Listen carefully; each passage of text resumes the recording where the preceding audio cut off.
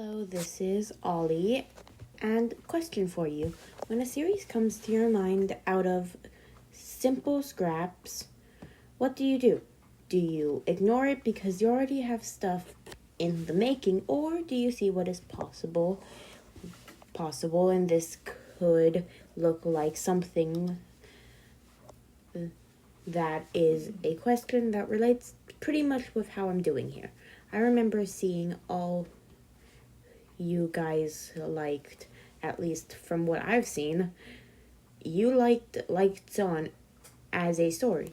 This is a different story, which might end up reusing some of the characters, but Lights On was made as a comfort story for me with private stuff I'm not getting into in a YouTube video for many reasons. Story takes the narrative devices I actually like using, and I used in Lights On and another story called Misfit Academy, which was pretty much just the Promised Neverland, but different and less explainable. There are also other narratives I take inspiration from when I'm doing stuff like this. So let's get right into the plot. Characters in this series are training to be guardians. They go against the norms of what that is. Each of them were caught between a rock and a hard place when they were making these agreements, and they all knew giving out everything meant they would never be able to go back. Each of them made a decision to sign the contract with a nickname, or how the school puts it, a false name.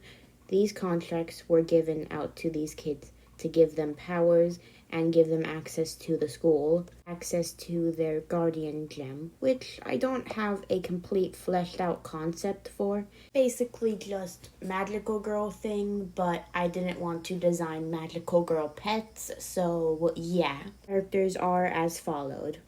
Red, Ayako, Ash, and 404. Each of these characters have different things that represent them. Ash, Red, and Ayako all are represented by children's story, but 404, on the other hand, is not. She is kind of a glitch, and that's what represents her. And that's probably why she ends up fading to the background a lot, at the school and at home. Stories go as followed. Little Red Riding Hood is the story that represents Red, and the Free Bears is the story that represents Ash.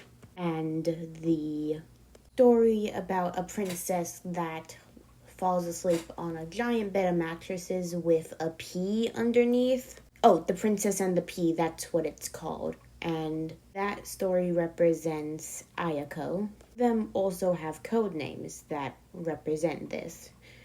Red's code name is Hood.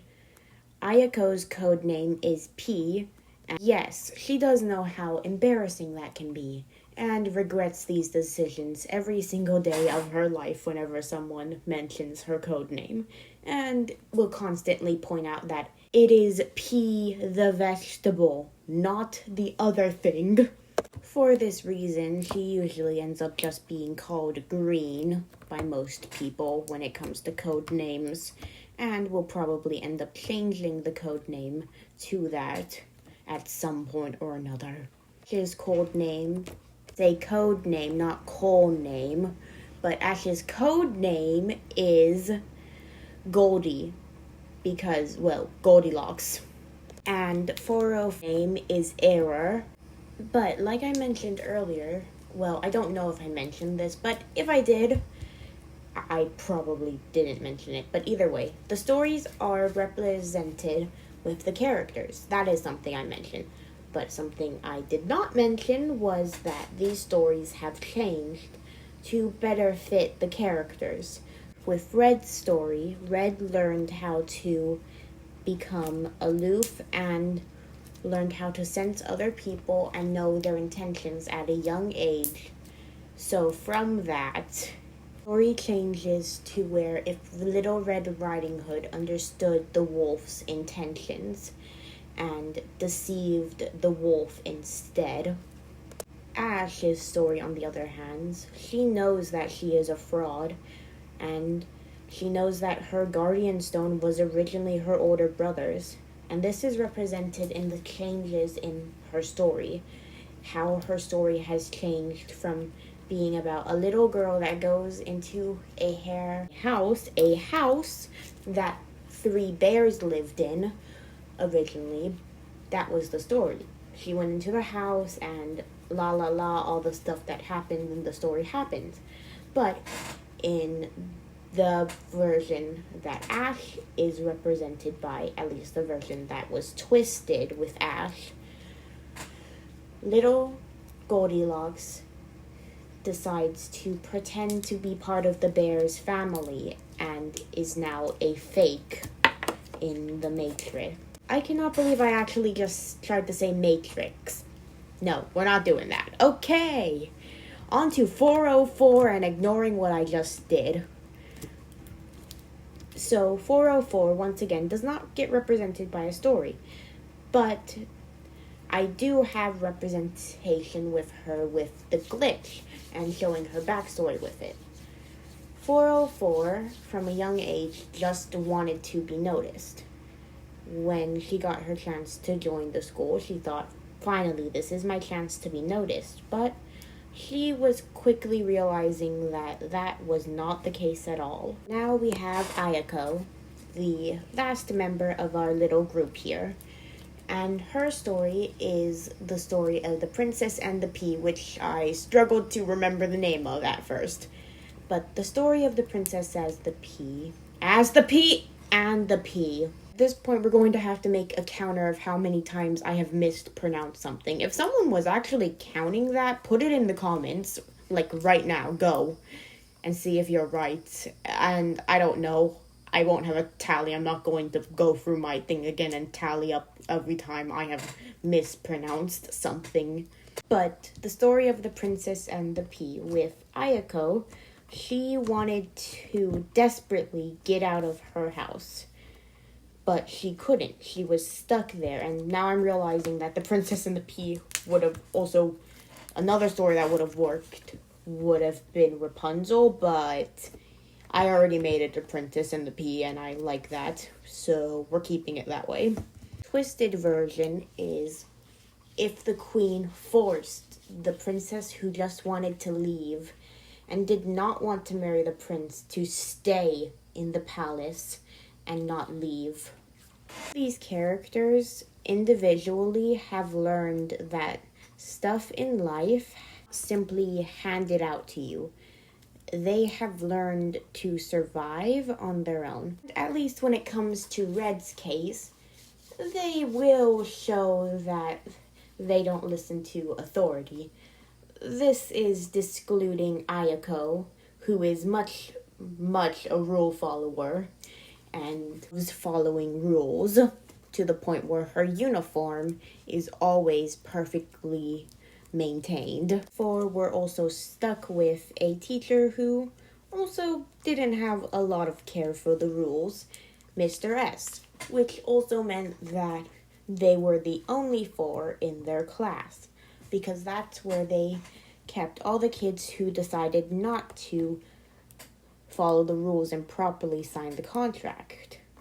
Well, at least that's where they decided to keep them, because they're the first one who have done it since S was a student. Go over what I currently have in the working for a kind of plot episode for the first bit of the series. So here is what we have. There is just going to be me explaining in this part, hopefully with a speed paint if I can find one. It probably will probably just be a speed paint in this section with my D&D character, Angie. So, here is the basic of the plot. The class goes on a field trip to the Guardian History Museum. On the way to the museum, their class is separated in their own bus, probably because of them being a bad influence to the other students. When they get to the museum, for some reason, there are no other buses, and they are all very suspicious. There are other classes supposed to be here after all. Because of all the bantering, 404 decides to look in the distance, and my cat is deciding to hit her head against a gate. But 404 decides to look into the distance. And before you ask, certain person I know who would make this joke, she is not looking for some kind of weird music video. No. She finds a giant, creepy eyeball staring at their bus very ominously. And a few minutes later, their bus is slowly taken up by this creepy eyeball to who knows where, and that's probably where the other students are. Finally, Red notices that 404 is gone and points it out to Mr. S, who was already stressed to no belief because he had to deal with these idiots, his students, and now he has noticed the ginormous creepy eye that just took their bus, probably took the buses with the other students in them. He calls out to Ayako and Ash, who were about to go into the building, having a feeling that this was some kind of mirage the eyeball made to get people to stop so they could be eaten by it somehow. Be absorbed is the better word.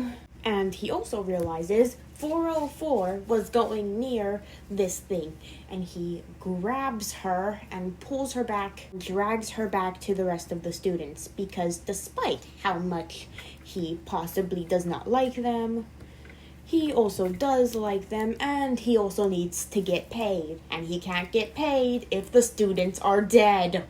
Eyeball thingies. Well, whatever this eyeball thingy does. So Mr. S has them all transform so they can fight off the eyeball and hopefully restore the rest of the students. We will have to see, and I'll keep fleshing this concept out.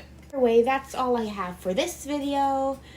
I hope that you're having a good evening, day, or night, wherever you might be. And don't forget to drink water. You know who you are. Drink the water.